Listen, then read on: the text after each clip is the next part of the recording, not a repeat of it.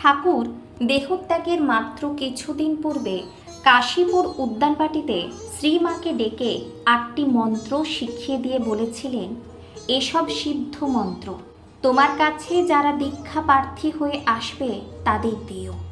এই সিদ্ধ মন্ত্র যাকে দেবে তার ইষ্ট দর্শনের পূর্বে দেহত্যাগ হবে না, অন্তত দেহত্যাগের পূর্বে ইষ্ট দর্শন হবেই হবে।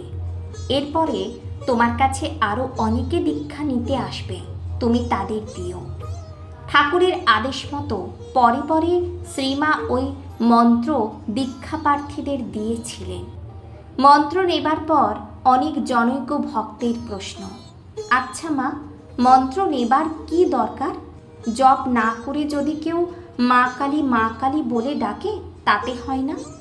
তদুত্তরে শ্রীমা বলেছিলেন, মন্ত্রের দ্বারা দেহ শুদ্ধ হয়। ভগবানের মন্ত্র জপ করে মানুষের দেহ পবিত্র হয়। এই বলে তিনি পুরাণের একটি গল্প বললেন। নারদ একবার বৈকুণ্ঠে গিয়েছিলেন, বসে ঠাকুরের সঙ্গে কথা কইলেন। নারদ যখন চলে গেলেন, ঠাকুর লক্ষ্মীকে বললেন, লক্ষ্মী, এখানে গোবর দাও। লক্ষ্মী জিজ্ঞেস করলেন, কেন ঠাকুর? নারদ তো আপনার পরম ভক্ত, তবে কেন এরূপ বলছেন? ঠাকুর বললেন, নারদের এখনো মন্ত্র নেওয়া হয়নি।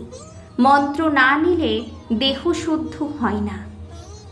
অন্তত দেহ শুদ্ধ এর জন্য মন্ত্রের দরকার।